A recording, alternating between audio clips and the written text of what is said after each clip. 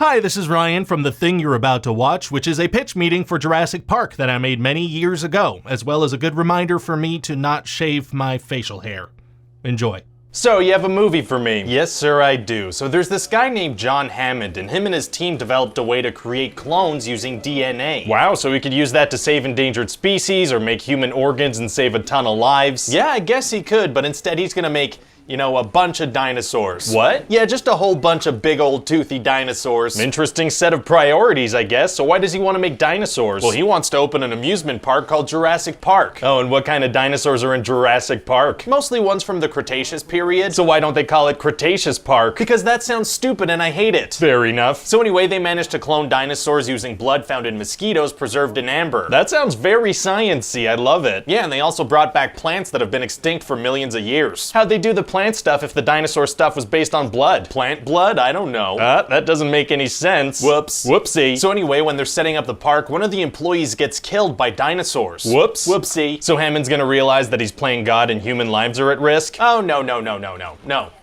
Oh, no, he doesn't care about any of that, but he does need to fly in some specialists now to give the park the green light because investors are getting nervous. This guy doesn't have much of a soul, does he? Nope, and so he flies in a paleontologist named Alan Grant, a paleobotanist named Ellie Sattler, and a chaotician named Ian Malcolm. Well, I guess those would be the best people to make sure a dinosaur theme park's safe. He also brings his little grandchildren Lex and Tim along for the ride. He brings children to an untested dinosaur theme park where an employee was just killed. He does. Wow, there's also a lawyer there? Oh, lawyers are the worst. Oh, well, you'll be happy to know that he gets viciously killed by a T-Rex while sitting on a toilet. Maybe a little harsh. Maybe. So what else happens in the movie? Well, John Hammond's gonna show them the entertaining little intro to the tour where he interacts with a video of himself. What kind of an idiot makes a video talking to himself and tries to pass that off as entertainment? Well, it's just a fun little thing he wants to do before the tours start. So he's planning on being physically present at the start of every tour at Jurassic Park? Yeah, I guess he is. Pretty big time commitment. Oh yeah, plus he says he wants to be present for the birth of every single dinosaur so they can imprint on him. So his schedule is just gonna be running from tours to dinosaur births to tours to dinosaur births. Seems like that's the life he's setting up for himself, yeah. Huh. Anyway, there's also a guy named Nedry who works at the park, and he wants to sell dino DNA to competitors. Uh-oh. Yeah, but as he's escaping, he slides off the road and comes across a dangerous dinosaur. Uh-oh again, but he must know exactly how dangerous it is, right? You'd think so, because he's been working at the park for months and months, but he tries to make small talk with the dangerous dinosaur and play fetch with it. What? Yeah, so then he dies. Right, I imagine he would. Also, a bunch of the characters are gonna be on a tour and the power's gonna go out and a T-Rex is gonna break out of its cage. Well, that's not good. It's not, but Alan explains that the T-Rex's vision is based on movement, so if they don't move, it can't see them. Is that a real thing, or did you make that up for the movie? It's mostly made up. I think some lizards might have movement-based vision, though. Oh, lizards kinda look like dinosaurs. I'm sold. Great. So what else happens? Well, the kids don't know about the movement-based vision thing, so they have a little dance party with the flashlight. Seems like something you'd want to avoid even if you didn't know that. Yeah, it seems that way. So anyway, the T-Rex is gonna break in the sunroof of their car, and they're gonna have to hold it up while the dinosaur presses down on them. Wouldn't the full force of a T-Rex kinda snap their arms or crush them or something? They're strong kids, I guess. Sounds that way. So then Alan and the kids have to rappel down the side of the T-Rex enclosure, which is at least like a 50-foot drop. Wait, how did the T-Rex get out of the enclosure if there was a 50-foot drop? I don't know, maybe T-Rexes were fantastic vertical jumpers. Doesn't seem like they would be. Oh well. Oh well. And then they're gonna be climbing down a tree and a car's gonna start to fall towards them. Oh, so they move out of the way and it falls past them? No, they try to climb down the tree faster than the car is falling. What? Yeah, I wanted another action scene here, so I had them do that instead of, moving slightly to the side. Oh, easily avoidable action scenes are tight. Oh yeah. So what else happens? Well, then some other characters are gonna be in a Jeep and barely escape the T-Rex. Oh wow, so T-Rexes were fast? In the movie, we're gonna say that they can run up to 32 miles an hour. Seems like they should be able to easily outrun it in a Jeep. Whoops. Whoopsie. Then Alan and the kids are gonna climb a huge fence, even though the kids could pretty easily fit through it. Interesting choice. And later there's gonna be velociraptors trying to get into a room that the characters are in. Oh, are those bad? Real bad. So Alan and Ellie are gonna be trying to keep the door shut while desperately reaching for a shotgun. And Lex is on the computer trying to activate the locks. What's Tim doing? Oh, he's tapping on his sister's chair and telling her to go faster. Why doesn't he go hand the shotgun to Alan and Ellie? Because he's busy tapping on his sister's chair and telling her to go faster. I guess that is important. And then they're gonna be surrounded by a bunch of raptors. Oh, well that's it, right? Impossible to get out of that situation. Actually, super easy, barely an inconvenience. Oh, really? Yeah, the T-Rex is gonna show up out of nowhere and fight the raptors. How did the T-Rex show up unnoticed? Well, it's gonna be like a ninja in this scene. Not in earlier scenes? No, in earlier scenes, its footsteps caused mini earthquakes. Oh, well, that's cool. I guess the T-Rex has kind of a character arc. Yeah, he learned how to be a big old sneaky lizard. A big old sneaky lizard. Oh yeah, so what do you think? Well, it seems like a great movie, but sounds like we can only logically make one of these. Yeah, after how bad the whole Jurassic Park concept goes in this movie, there's not much potential for sequels.